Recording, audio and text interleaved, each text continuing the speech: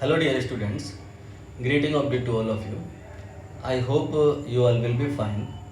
Previous session में हम लोगों ने सुपरपोजिशन प्रिंसिपल के बारे में डिस्कस किया था, थ्योरी टुगेदर विद क्वेश्चंस। ये सारे क्वेश्चंस ऑलरेडी डिस्कस कर लिए थे हमने। आई होप आपको समझ में आ गए होंगे।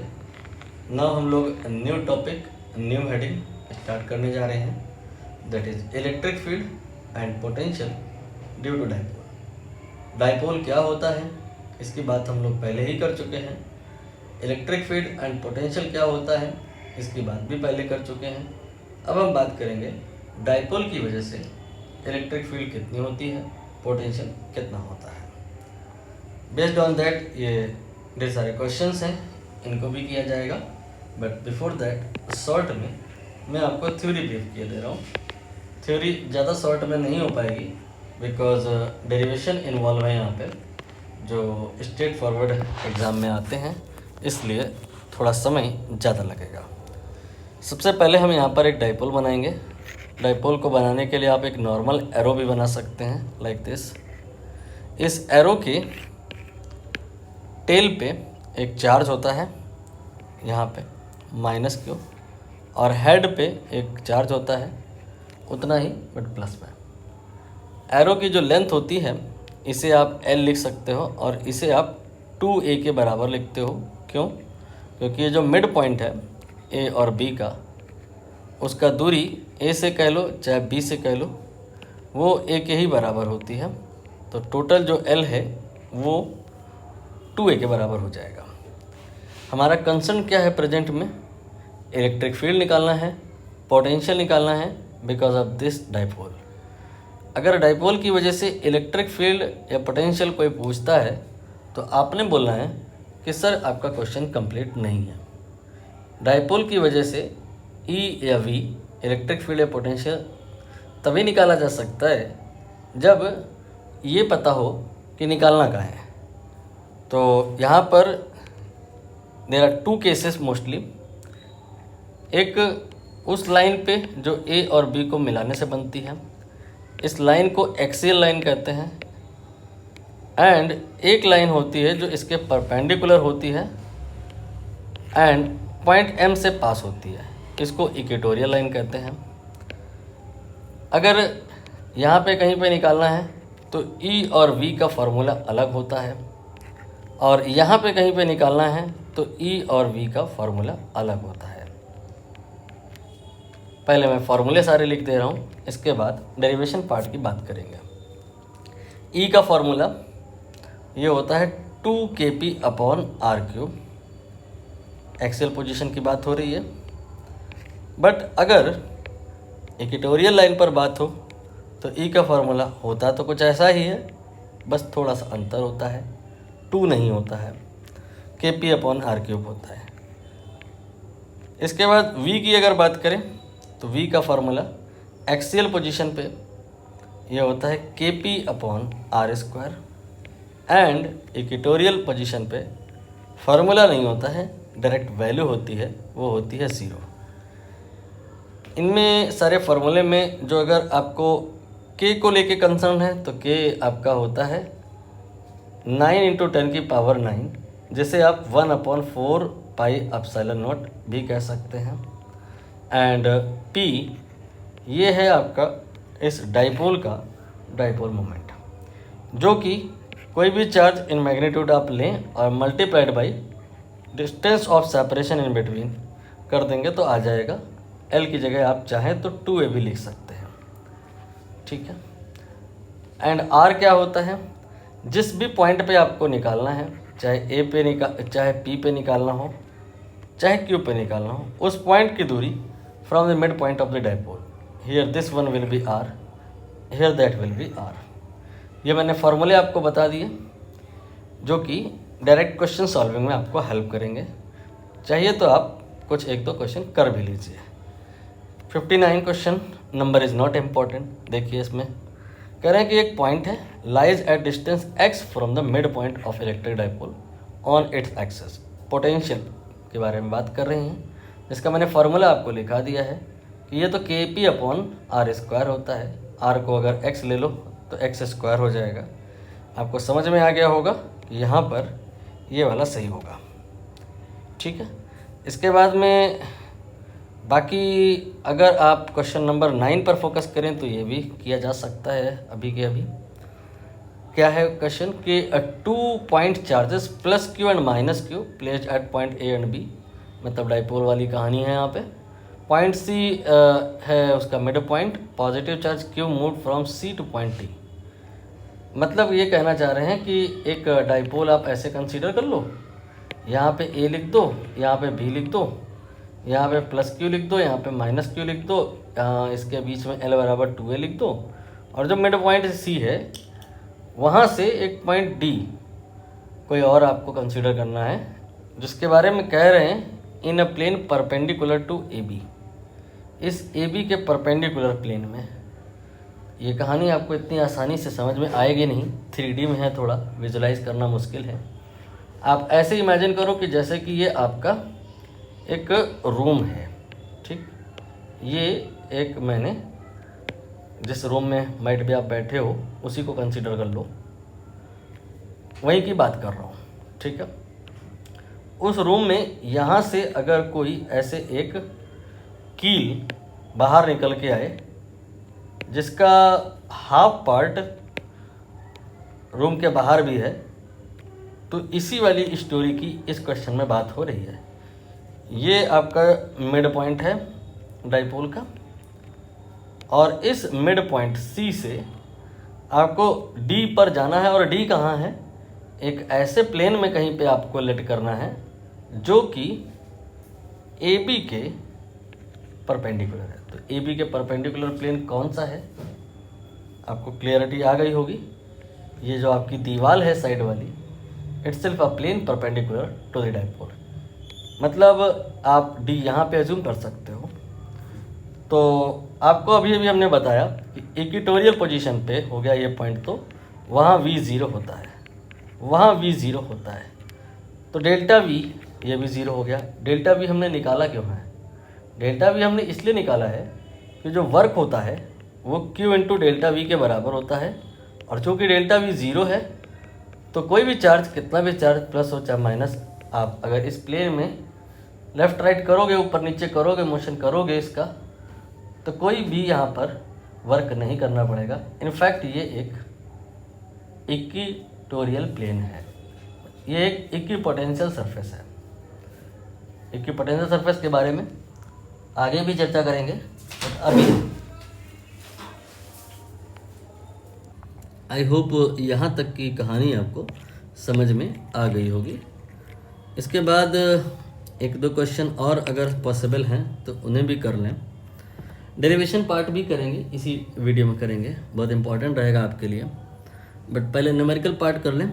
यहाँ पे कह रहे हैं क्वेश्चन नंबर 36 की मैं बात कर रहा हूँ। जिनको जिनको कर लिया है उनको टिक कर लो। 59 हो चुका है। एंड इसके बाद में आपका क्वेश्चन नंबर 9 ये भी हो गया है। इसके बाद में अब मैं 36 की बात कर रहा हूँ, जिसमें कह रहे हैं कि what is the magnitude of electric field intensity due to dipole of moment, यानी कि P गिवन है, एंड जिस जगह पे निकालना है उसकी दूरी गिवन है, यानी कि R गिवन है, from the centre of dipole when line joining point of the centre of dipole makes an angle 60 degree with dipole axis. ये लास्ट में जो बात दी गई है ये वाली, dipole makes an angle 60 degree with dipole axis, ये पार्ट यहाँ पर क्वेश्चन को कॉम्प्लेक्स कर रहा है। आपने इलेक्ट्रिक फील्ड का फॉर्मूला लिखा, यहाँ पे लिखा, इलेक्ट्रिक फील्ड का फॉर्मूला लिखा, यहाँ पे लिखा, दोनों ही फॉर्मूले उस क्वेश्चन में नहीं लगेंगे। तो कौन सा फॉर्मूला लगेगा? Let me explain. फॉर्मूला होता है इसके लिए आपके स्कूल में, आपके बुक में डायरेक्टली हो सकता है बताया गया हो, बिल्कुल आप लगा सकते हैं, लेकिन फिर आप उसे भूल जाएंगे।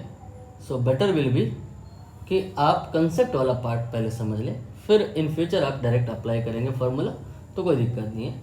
मैंने डायरेक्ट फार्मूला कभी कभी बताया होता है थ्योरेटिकल क्लासेस में, कभी कभी नहीं बताया होता है, बहुत ज़्यादा स्ट्रांगली मैं नहीं बता रहा होता हूँ। रीज़न भी वो फार्मूला अगर आप बिना कंसेप्ट के बता दो तो लोग भूल जाते हैं, वो कंसेप्ट वाला पार्ट मैं कवर करने जा रहा हूँ। यहाँ पे अगर हम बात करें जिस पॉइंट पे फील्ड निकालनी है, वो पॉइंट सपोज करते हैं आर जो अगर है, तो एम और आर को मिला दें, अगर हम सेंटर को आर से अगर हम मिला दें, तो ये जो लाइन है ये एक्स एक्सेस से या डाइपोल की एक्सेस से थीटा एंगल बना रही है, और ये थीटा क्वेश्चन में दिया है 60, और यहाँ पे हमें निकालना है इलेक्ट्रिक फील्ड।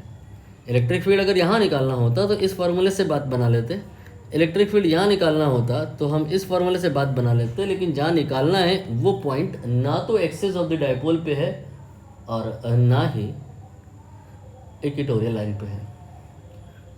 एंगल ना 0 डिग्री है ना 90 डिग्री है, हमको कोई बीच का रास्ता लेना पड़ेगा। तो ऐसी परिस्थिति में हम क्या करते हैं, डाइपोल के कंपोनेंट कर देते हैं। ये कंपोनेंट वाली बात का क्या मतलब है, इसको सेपरेटली एक्सप्लेन करना पड़ेगा, नहीं हौच-पौच हो जाएगा। जैसे कि अगर आपको ऐसे जाना है ए से बी, तो इसका ये मतलब है कि आप ऐसा भी कर सकते हैं कि पहले ऐसे चले जाएं और फिर इसके बाद आप ऐसे चले जाएं। बीच में यहाँ पे आप जो पॉइंट आए उसको एम बोल दें। तो ये जो वेक्टर है ये इससे और इससे मिल के बना है, मतलब these two A M and M B are the component of these two vector. कभी कभी इस तरह से बात नहीं समझ में आती लोगों को, तो जो ये एम बी है उसको यहाँ से हटा करके आप यहाँ बना दो, ठीक है। अब शायद आपको आसानी से समझ में आए कि जो ए बी एक वेक्टर है, ये जो एक डाइपोल है, अगर आप यहाँ पर नोटिस करो तो इसके दो कंपोनेंट हैं, एक ये वाला और एक ये वाला। अगर अभी भी आपको बात समझ में नहीं आ रही तो आप इधर की तरफ लिख दीजिए आई कैप और इधर की तरफ लिख दीजिए जे कैप, और अब आपको बताना है ये डाइपोल किधर है, आई कैप में है या जे कैप में। जवाब आएगा सर अगर इधर होता ये ए बी तो हम बोलते आई कैप में है, और अगर ये डाइपोल इधर होता तो हम बोलते जे कैप में है। लेकिन ये डाइपोल अभी फ़िलहाल जिधर है, इसका मतलब ये है कि वो आई कैप में भी है और जे कैप में भी है। इसका कुछ कंपोनेंट आई कैप में भी है, कुछ कंपोनेंट जे कैप में भी है। ये दोनों ही कंपोनेंट हमको सेपरेटली इवैल्यूएट करने होंगे। इसके लिए कोई एक एंगल रिक्वायर्ड होता है, यहाँ पर ये वाला एंगल नोन है, तो जौन सा एंगल नोन है उसके साथ वाला कंपोनेंट, अगर ये एंगल नोन होता तो फिर ए एन की वैल्यू, और अगर ये वाला नोन है तो ए एम की वैल्यू कॉस थीटा हो जाएगी। पी का जो दो कंपोनेंट होता है, एक होता है पी कॉस थीटा और एक होता है P sine theta. Cos theta वो होता है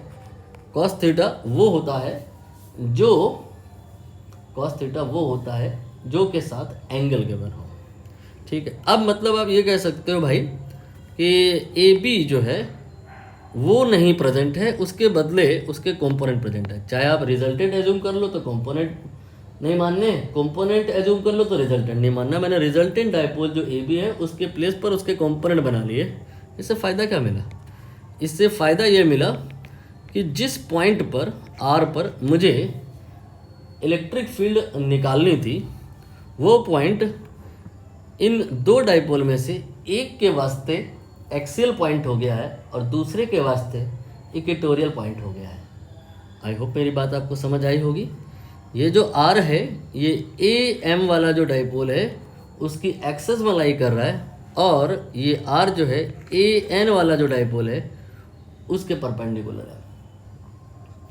तो आप यहाँ पर इलेक्ट्रिक फील्ड निकालेंगे, E1 निकालेंगे, इलेक्ट्रिक फील्ड निकालेंगे, E2 निकालेंगे, दोनों डाइपोल की वजह से निकालेंगे, फार्मूले अलग अलग आएंगे। एक्सियल की वजह से निकालेंगे तो ये आएगा 2kp अपॉन आर क्यूब वाले फार्मूले से, एंड इक्वेटोरियल की वजह से निकालेंगे तो आएगा kp अपॉन आर क्यूब। लेकिन जब एक्सियल की आप बात कर रहे होंगे दैट टाइम p जो p है नहीं है, वो p cos थीटा है, एंड जब इक्वेटोरियल इसके हिसाब से बात हो रही है तो p नहीं है, p साइन थीटा है। यहाँ पर जो फील्ड आएगी इसकी वजह से वो इधर की तरफ आएगी, जिधर डाइपोल है उसी दिशा में फील्ड आती है एक्सियल पोजीशन पे एंड इक्वेटोरियल पे। डाइपोल अगर जे कैप में है तो जो फील्ड आएगी इसकी वजह से आर पॉइंट पे इधर को आएगी, ये इधर आ जाएगी। ठीक बात है। अब यहाँ पे आपको दो फील्ड दिखाई दे रही है, एक E1 एक E2। E1 जो फील्ड है वो आपकी P cos थीटा की वजह से है, E2 जो है वो P sin थीटा की वजह से है। E1 की value 2 KP cos theta upon r cube है, E2 की value KP sin theta upon r cube है। अब यहाँ पर आपने नोटिस किया कि एक नहीं दो फील्ड हैं आर पॉइंट पे, एक नहीं दो फील्ड हैं। हमें नेट निकालना होगा, इन दोनों को जोड़ना होगा। जब दो वेक्टर 90 डिग्री पे होते हैं, काफ़ी समय से आपको मैं ये चीज़ बता रहा हूँ, जोड़ने के लिए सिंपल फार्मूला लगाते हैं R² बराबर A² प्लस B²। ये काम आप स्वयं से कर सकते हैं। KP upon r cube common factor है दोनों में, इसलिए उसको आप इस जमेले से बाहर रखेंगे। रिमेनिंग का आप स्क्वायर करके एडिशन करके स्क्वायर रूट ले लेंगे। कहीं कुछ ना समझ में आया हो तो पूछ लेना। चलिए मैं बता देता हूँ। यहाँ पे 2 cos थीटा होगा, इसका स्क्वायर करेंगे तो 4 cos स्क्वायर थीटा आएगा। और यहाँ पे साइन थीटा है, इसका स्क्वायर करेंगे तो साइन स्क्वायर थीटा आएगा। अब इसमें आप ब्रेक करेंगे तो cos स्क्वायर थीटा अलग करेंगे एंड 3 cos स्क्वायर थीटा अलग करेंगे, ये दोनों मिला करके 1 हो जाएगा। तो ये आ जाएगा 3 cos square theta plus 1।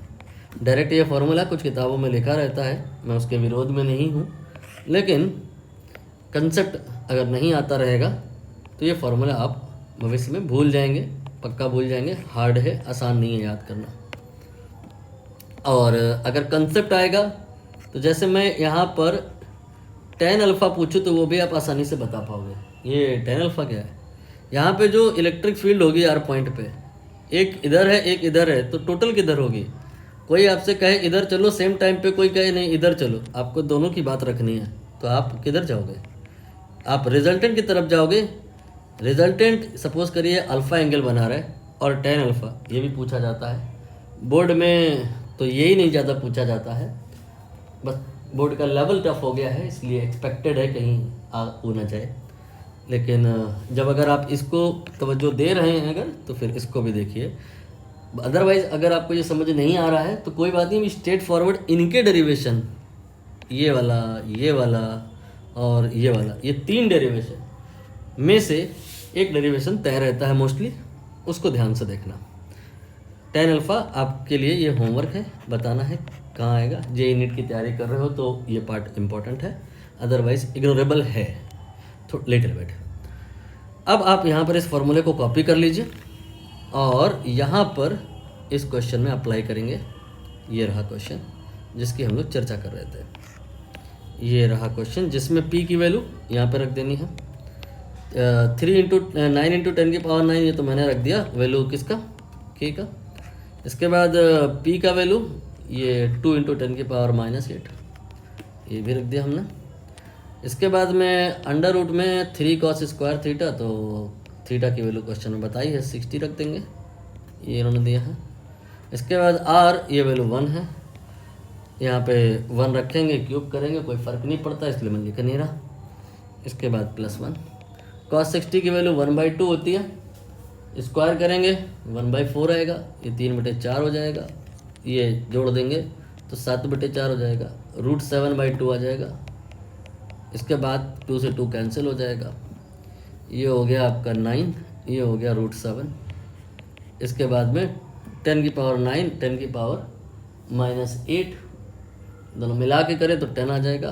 Answer इसका 90 √7 हो गया। अगर ऑप्शंस वगैरह गिवन होंगे √7 की वैल्यू रखना पड़ सकता है, वो रख लिया जाएगा, इतना बड़ा टास्क नहीं है, आप कर सकते हैं।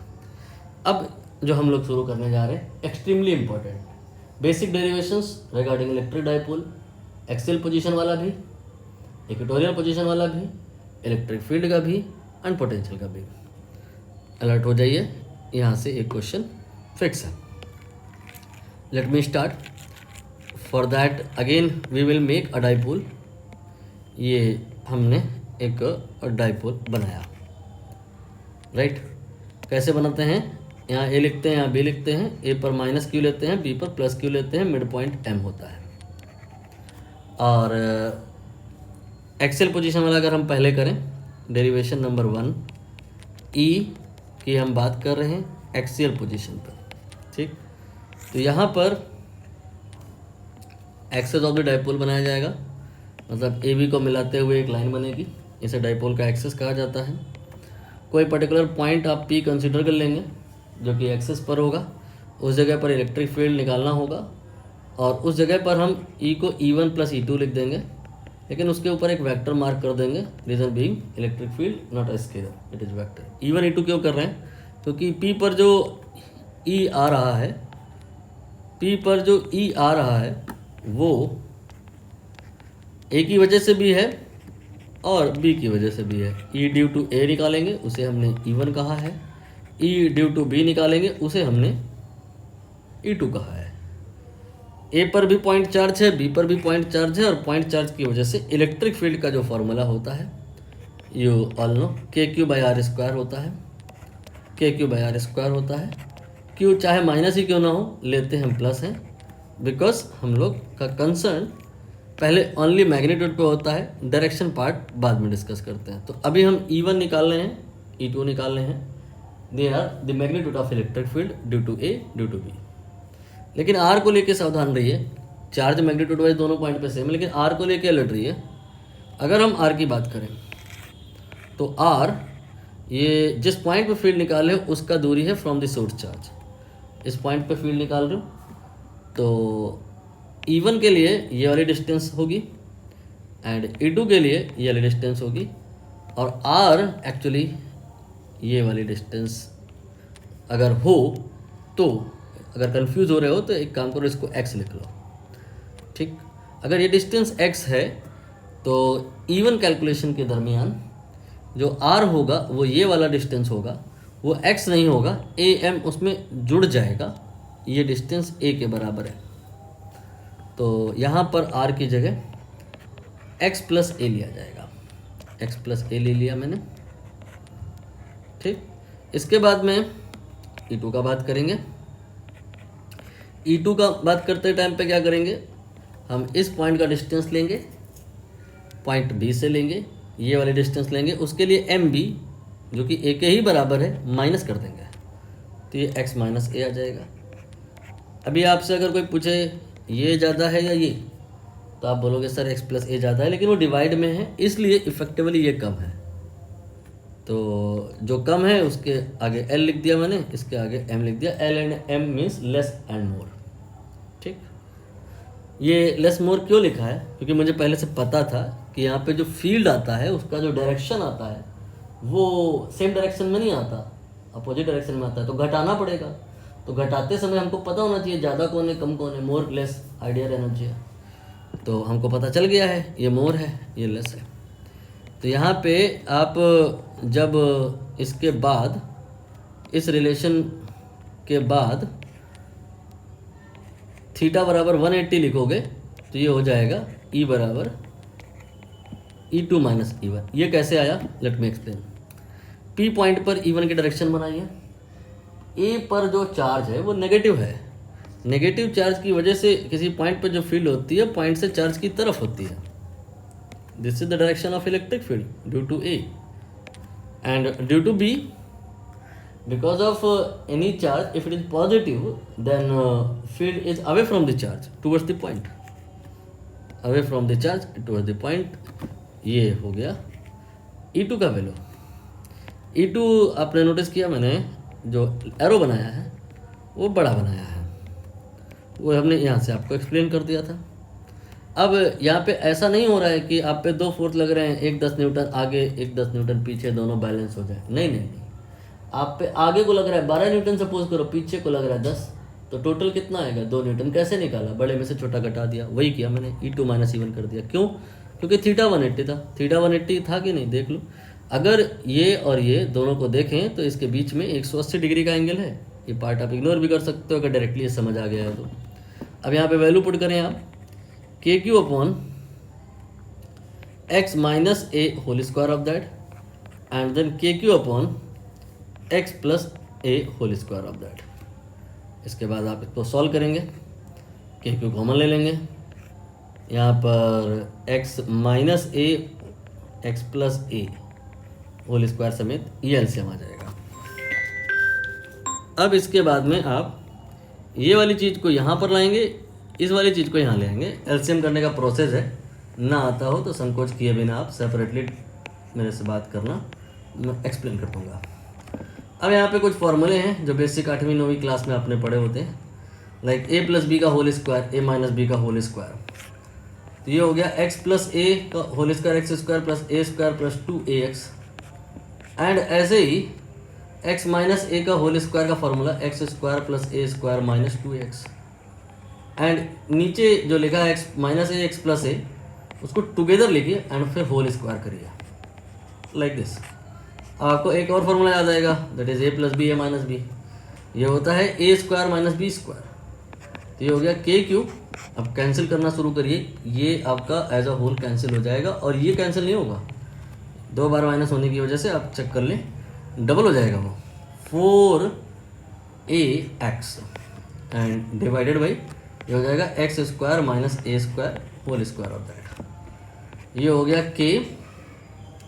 फिर इसके बाद में क्यू 4 आप चाहे तो अलग कर लो, A X divided by X square minus A square whole square. अब इसके बाद में अप्रोक्सीमेशन का रोल है, वो क्या होता है, आप मेरे को ये बताओ बेटा कि अगर a की वैल्यू 0.1 हो और x की वैल्यू 10 हो, तो बताओ बड़ा कौन है छोटा कौन है। आसानी से समझ आ रहा है कि x तो 10 है, ज़्यादा है, a कम है। स्क्वायर कर लो तो a की वैल्यू ये 0.01 हो जाएगी और x की वैल्यू 100 हो जाएगी। अब देखो आप नोटिस करो कि जो बड़ा था वो और बड़ा हो गया है, जो छोटा था वो और छोटा हो गया है। बड़े और छोटे के बीच में मार्जिन गैप बहुत ज़्यादा हो गया है। इसको ऐसे समझ सकते हैं कि स्क्वायर करने के बाद अमीर और अमीर हो जा रहा है, गरीब और गरीब हो जा रहा है, और गरीब इतना गरीब हो जा रहा है कि उसको कंसीडर ही नहीं करना है, नेग्लेक्ट हो जा रहा है। मतलब एक्स स्क्वायर माइनस ए स्क्वायर में तुम ए स्क्वायर घटा रहे हो, कंसीडर ही नहीं करना है, वो 0 के बराबर हो जाएगा। गरीब की कोई वैल्यू नहीं है, उसको जोड़ दो चाहे कहीं पे घटा दो, फर्क नहीं पड़ना है, वही हो जा रहा है, एक्स स्क्वायर हो जा रहा है। तो नेक्स्ट स्टेप में ये हो जाएगा 4k3ax अपॉन, यहाँ जहाँ ए स्क्वायर माइनस के हो वो करने का कोई फ़ायदा नहीं है, एक्स स्क्वायर लिख सकते हैं, पावर एक बार और स्क्वायर होगा ना तो 4 हो जाएगा। ठीक है, ये हो जाएगा आपका 4k3a upon x cube.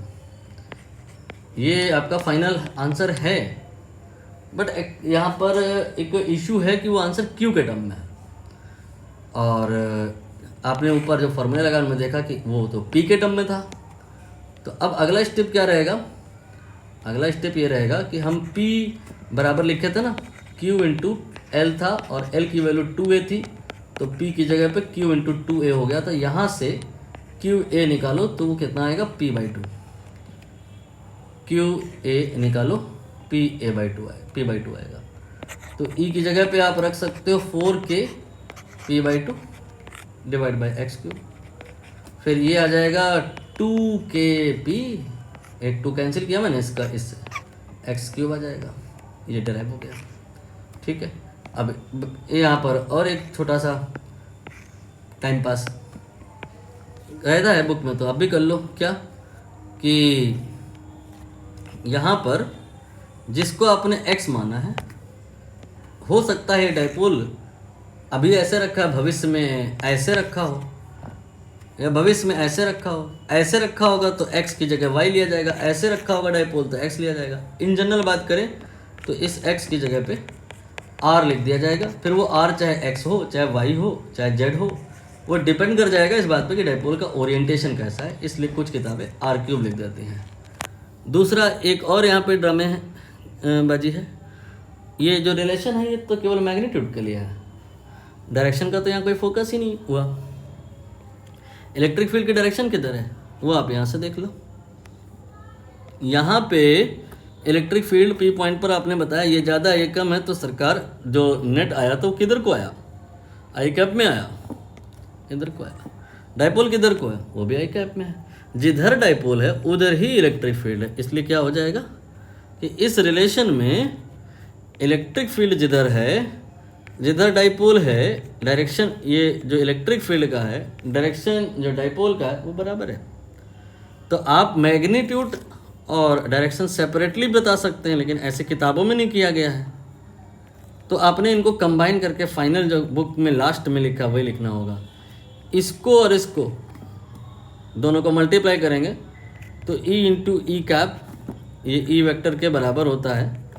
Value वगैरह पुट करने के बाद जो E वेक्टर आता है, ये इलेक्ट्रिक फील्ड का मैग्नीट्यूड नहीं है, इलेक्ट्रिक फील्ड वेक्टर है, ये आता है 2kp अपॉन r3।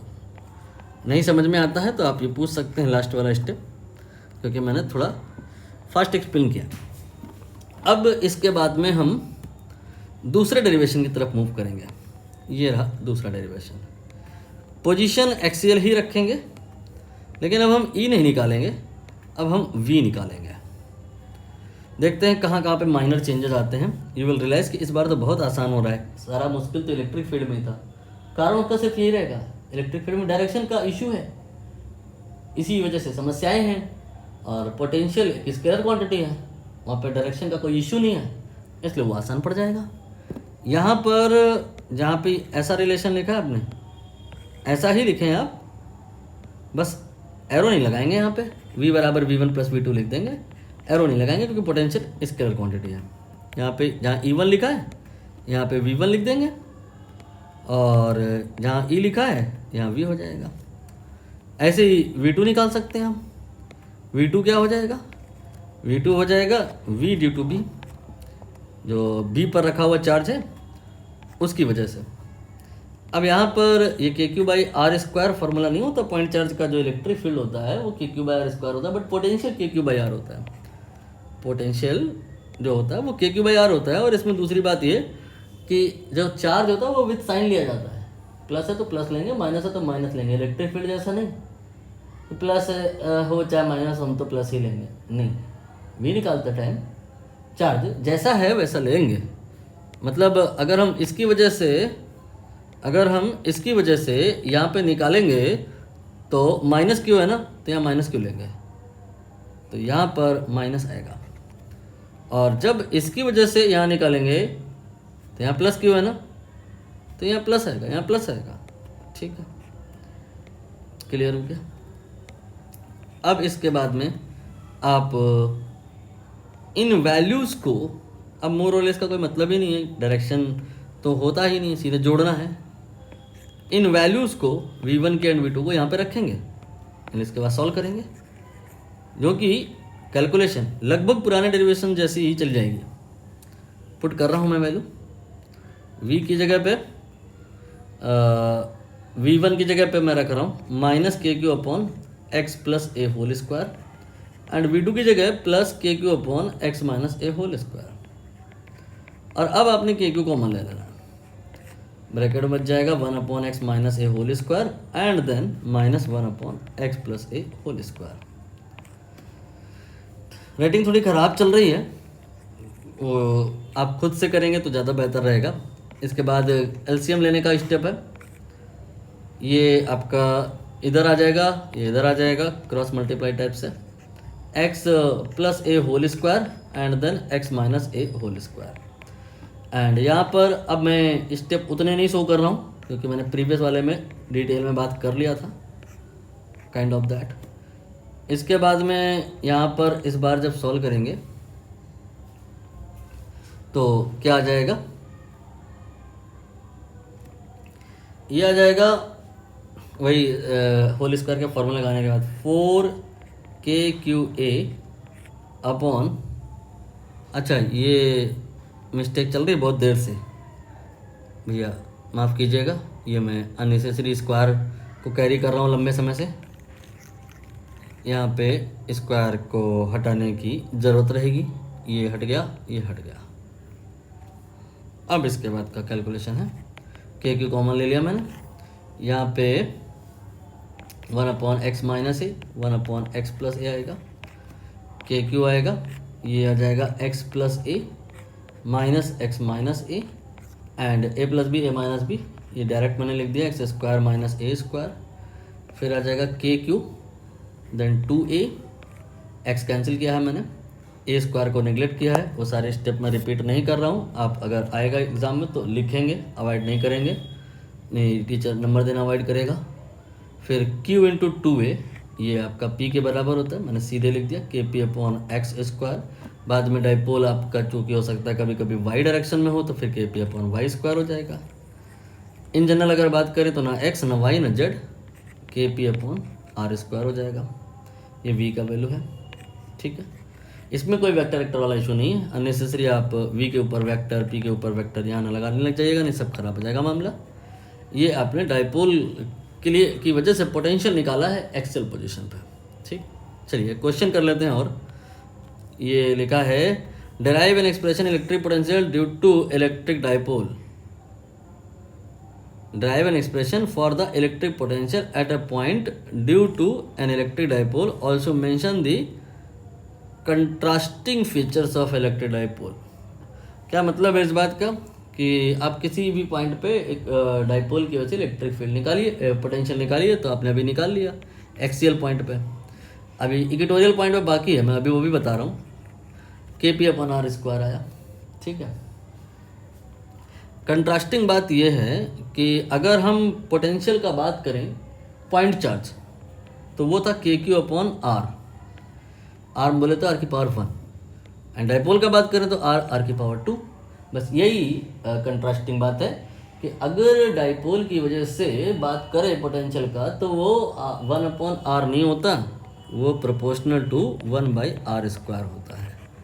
ठीक, अब यहाँ पर लिखेंगे आप, यहाँ पे लिखेंगे आप, यहाँ पे एक्सियल हटा दीजिए, यहाँ पे अब आपको इक्वेटोरियल लिखना है, मतलब डाइपोल की एक्सिस के परपेंडिकुलर लाइन पे आपको निकालना है पोटेंशियल, जिसका मैंने कहा कोई फार्मूला नहीं होता, डायरेक्ट वैल्यू होती है, कितनी होती है 0, इसीलिए ये पूछा नहीं जाता, ये इतना इम्पोर्टेंट नहीं है, क्योंकि this is not a kind of derivation, इसमें तो सीधा वैल्यू आ जाती है, कोई फार्मूला ही नहीं आता।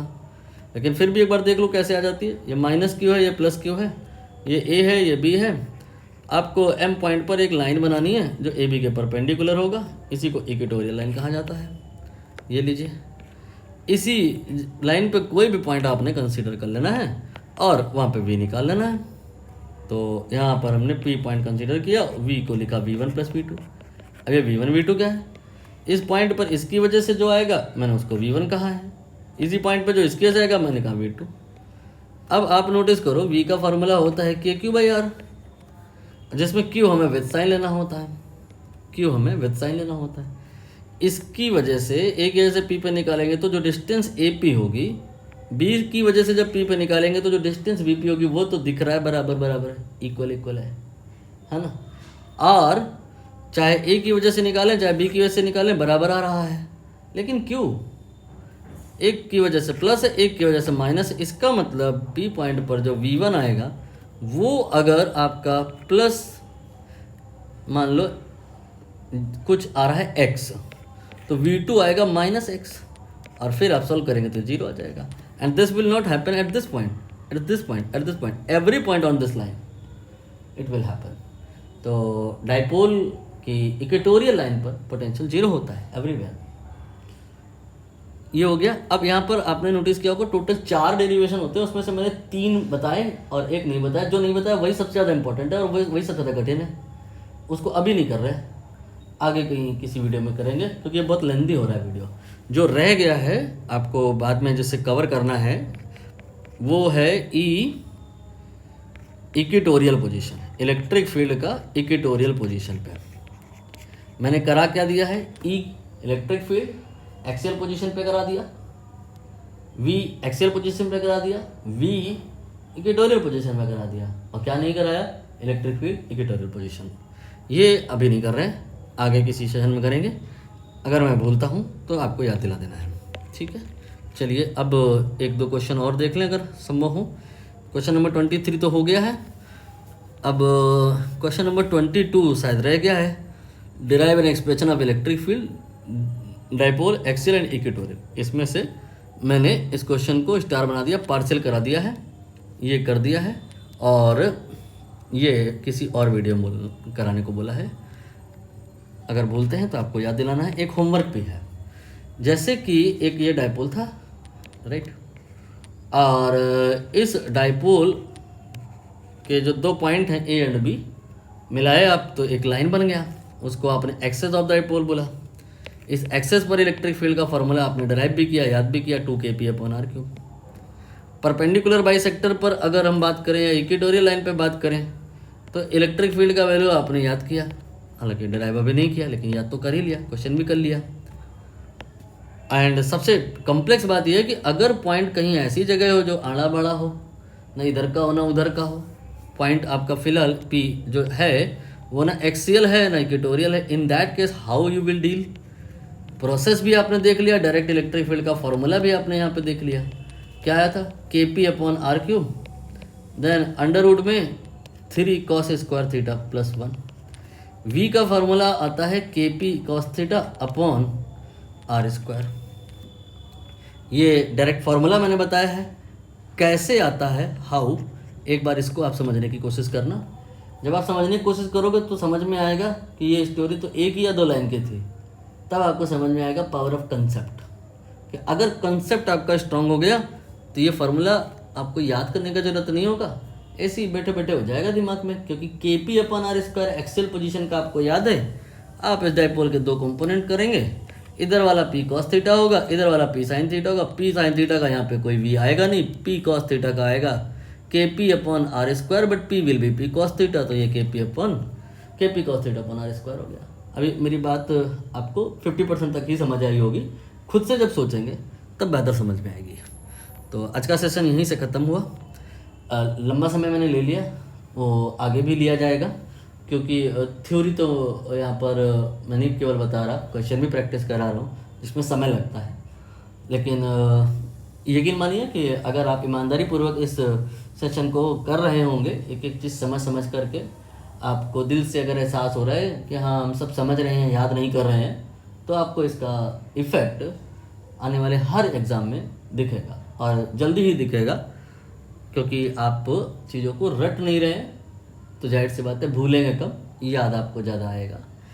फिर भी अगर कोई डाउट रह गया है तो निसंकोच आप कनेक्ट कर सकते हैं हमारे से। आप टेलीग्राम में कनेक्ट कर सकते हैं, व्हाट्सएप में कनेक्ट कर सकते हैं, नंबर भी है मेरा, डायरेक्ट पर्सनली डायरेक्ट मैसेज यानी कि DM वो भी कर सकते हैं। थैंक यू वेरी मच, बहुत बहुत धन्यवाद।